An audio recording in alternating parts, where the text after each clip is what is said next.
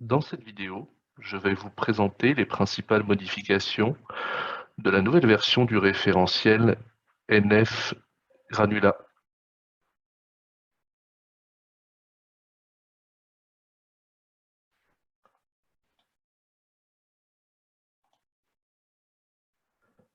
Attention, cette présentation n'a pas vocation à remplacer la lecture complète de la nouvelle version du référentiel. Pour commencer, quelques remarques générales. Le nouveau référentiel applique la nouvelle trame AFNOR qui sépare désormais toutes les applications NF en deux parties. Une partie 1 avec les règles de fonctionnement de la certification NF et une partie 2 concernant les règles de certification de la marque en question. Une des principales modifications de ce document est la disparition des annexes 5A, 5B, étant donné que désormais, il y aura les mêmes exigences pour les deux niveaux de marquage CE, que ce soit donc pour un marquage CE4 ou pour un marquage CE2+. En complément de ce nouveau référentiel, et pour comprendre la nouvelle organisation de ce document, une notice explicative est disponible sur le site internet de la marque NF pour resituer les anciennes annexes de la version 11 dans cette nouvelle version 12 révisée.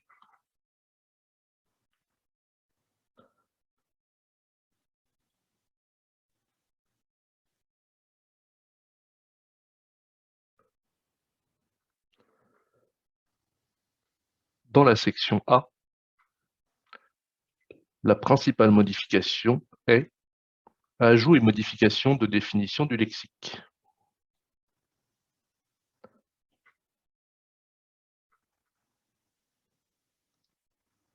La définition de l'identification du produit a été rajoutée avec la mise à disposition de recommandations concernant la dénomination commerciale des produits certifiés. Je précise que ce ne sont uniquement des recommandations et pas une utilisation obligatoire. Et dans le cas où le titulaire de la marque souhaite effectuer des modifications d'appellation sur ces produits certifiés, ces demandes seront traitées au fil de l'eau lors de l'organisation des audits de reconduction du ou des sites concernés. Nous avons également redéfini une instruction de demande, un laboratoire, un maintien de la marque,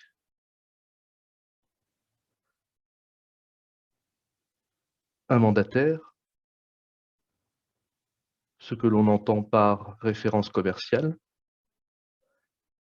Nous avons également défini la notion de site d'élaboration, de site de stockage complémentaire, et nous avons précisé la traçabilité des produits.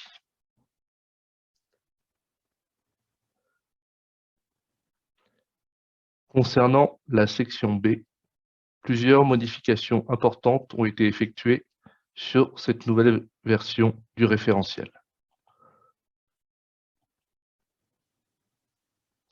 Tout d'abord, les exigences concernant la formation du personnel ont été déplacées dans le document. En effet, il n'est plus placé à la fin des exigences, mais dans la première partie concernant le système qualité d'un site de production certifié.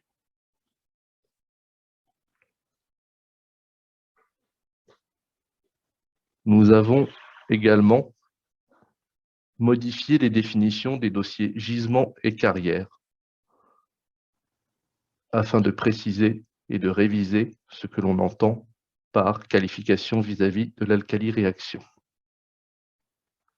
Dans la première partie dossier gisement, nous avons intégré la notion de dossier gisement pour les granulats recyclés et nous avons précisé ce que l'on entendait par qualification vis-à-vis de l'alcali-réaction du gisement, en précisant qu'il faut décrire cette qualification en suivant le fascicule FDP 18541 et que cette dernière doit être effectuée sur chaque entité géologique définie dans le dossier. Nous avons également redéfini ce que l'on entendait par dossier carrière. Pour les granulats naturels, quelques modifications par rapport aux exigences précédentes. La possibilité de mentionner la qualification NQ n'est plus possible. Et dans de rares cas de gisement de roches massives sans discontinuité ni altération, il est désormais possible, si les dispositions décrites dans le dossier carrière n'ont pas évolué, de conserver la qualification précédente. Il a été aussi ajouté des caractéristiques et des exigences pour qualifier les granulats recyclés et de prémélange. Il est précisé dans cette dernière partie de ce paragraphe que l'on entend par qualification soit une désignation obtenue à la suite d'une opération de qualification en suivant les protocoles définis dans les fascicules FDP 18541 et 18542 ou une désignation par défaut en suivant les procédures qui ont été mentionnées juste avant.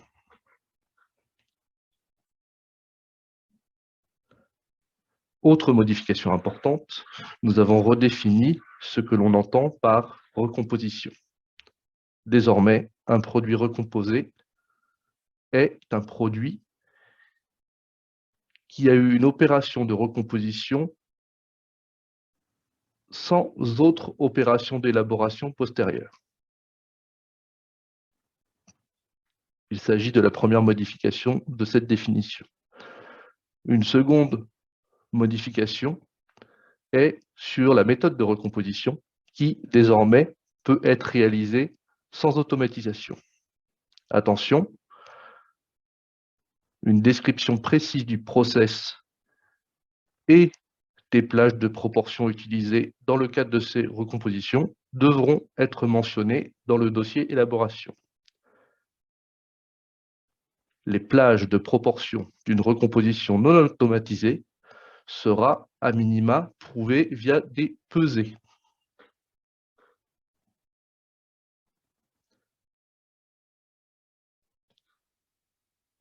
Nous avons également introduit la définition d'un granulat de prémélange repris de la norme NFP 18545.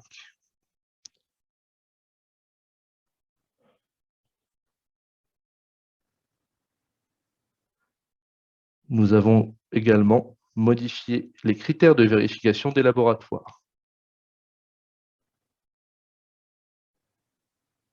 Désormais,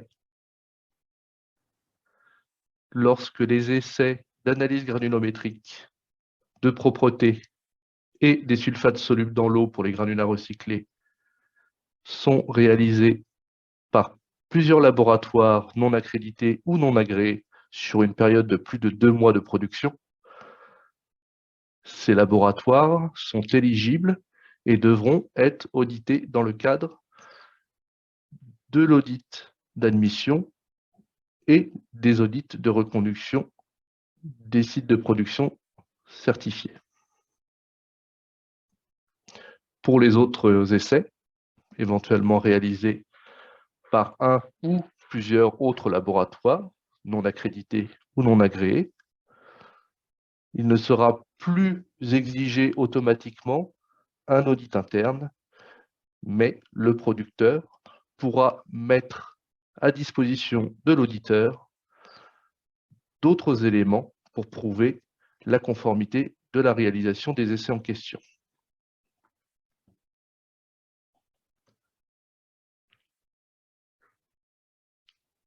Autre modification liée à la norme NFP 18545 révisée, la notion de granularité type est remplacée par une dénomination complémentaire. Elle sera désormais précisée dans la dénomination commerciale du produit par la mention, entre parenthèses, grand D et le tamis intermédiaire choisi par le producteur.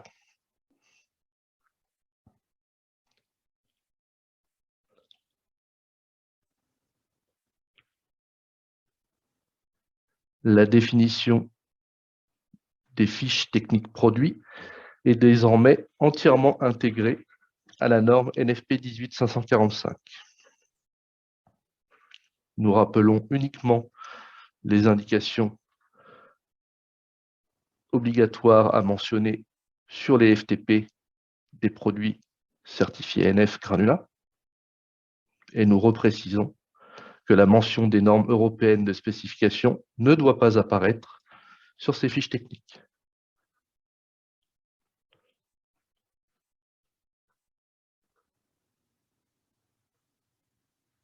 D'autres modifications concernent les conditions de stockage et d'emballage.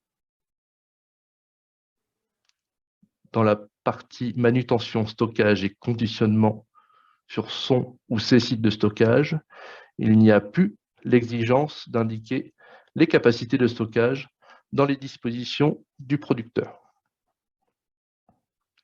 Dans la partie emballage, compte tenu du risque non maîtrisé par le producteur de réutilisation des sacs et big bags, il est désormais interdit de mentionner ou de faire référence à la marque NF Granula directement sur le sac.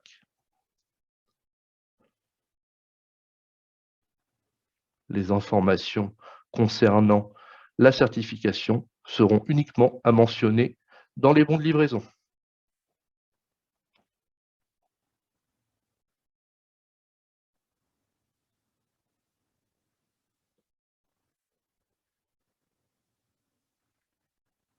Le tableau des fréquences des essais a subi plusieurs modifications. Concernant tout d'abord les essais de propreté, où une erreur s'était glissée depuis plusieurs années. En effet, le nombre d'essais en admission doit correspondre au nombre d'essais granulométriques demandés en admission, soit 30 propretés.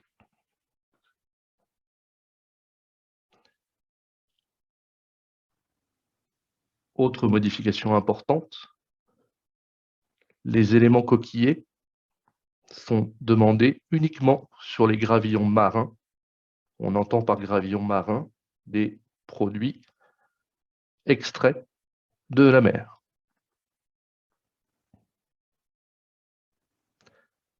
La teneur en soufre total et en sulfate soluble dans l'acide est désormais également demandée sur les produits en article 7.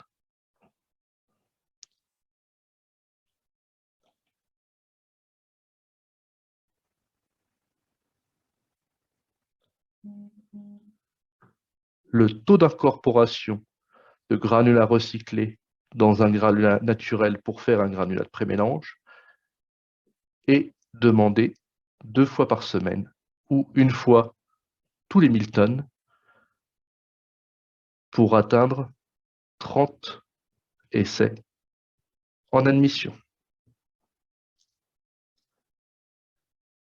Les éléments mentionnés dans la qualification vis-à-vis de l'alcali-réaction sont synthétisés également dans ce tableau.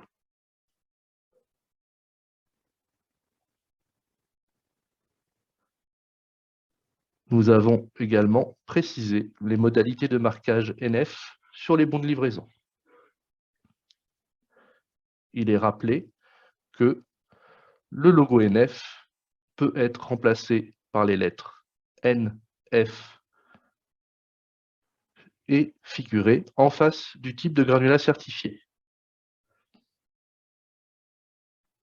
Nous précisons l'utilisation du logo complet par AFNOR certification avec la mention granulat lorsque la taille est supérieure à 1,5 cm ou uniquement le logo simplifié NF lorsqu'il est utilisé avec une taille inférieure à 1,5 cm.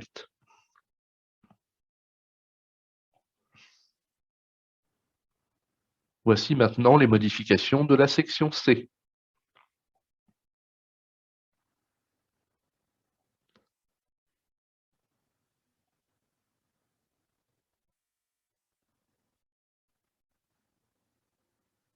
Lors de la présentation de la demande, pour effectuer un dossier de demande d'admission,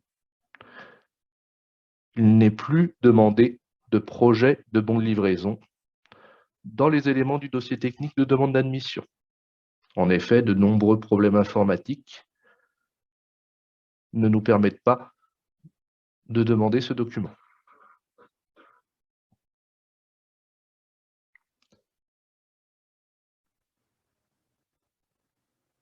Une révision complète de l'organisation des deux demandes de maintien a été effectuée sur cette nouvelle version du référentiel.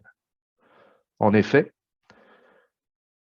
lors d'une demande de maintien sur un site NF, il n'y aura plus la rédaction d'un rapport d'audit de maintien.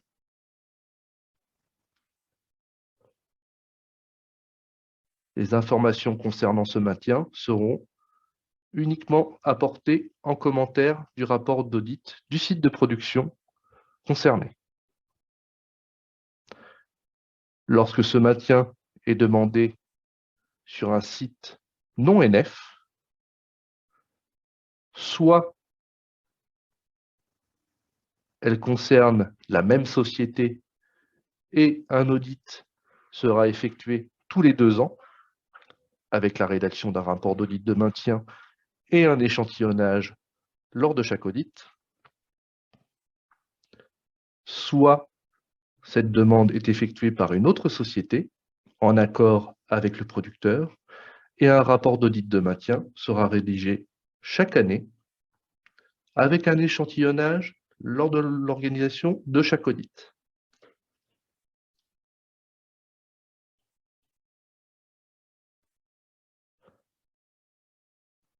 Les délais de transmission des rapports ont été précisés. Pour les rapports d'essai, ces derniers doivent être transmis 7 jours ouvrés suivant le prélèvement pour le laboratoire du demandeur et 21 jours ouvrés à la date de réception des prélèvements pour le laboratoire de la marque NF. Pour les rapports d'audit, l'auditeur doit transmettre son rapport sous 35 jours ouvrés à la TCG. Pour les prélèvements et essais sur les produits en extension, le délai est raccourci à 7 jours ouvrés pour le laboratoire du demandeur et le laboratoire de la marque NF.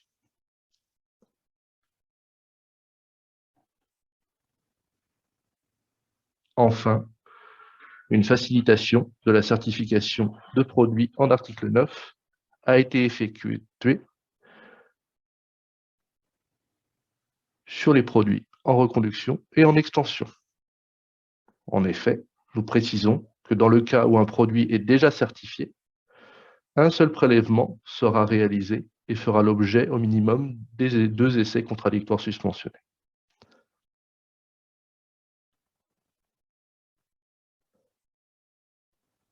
Dans le cadre de ces demandes d'extension sur les produits en article 9, aucun coût supplémentaire ne sera demandé ni par la TCG, ni par AFNOR Certification. Pour terminer cette présentation, voici quelques notes supplémentaires.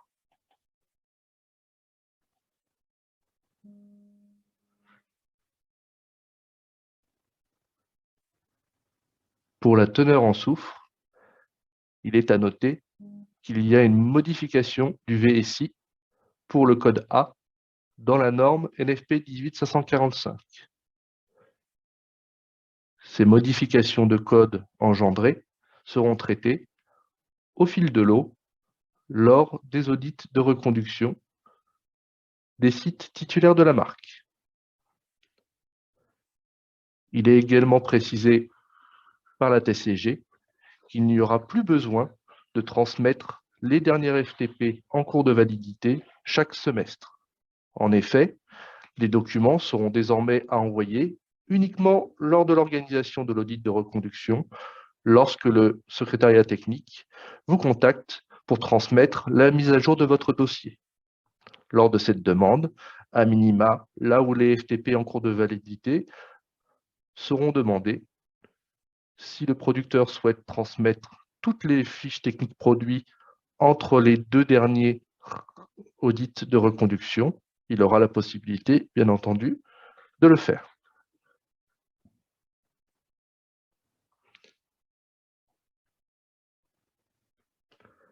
Pour toute question complémentaire, merci de contacter soit Frédéric Tatt, ingénieur certification à AFNOR Certification, ou Loïc Carlot, responsable technique de la marque NF Granula à la TCG. Vous pouvez également consulter les sites internet de la marque NF Granula et de la TCG via les liens ci-joints.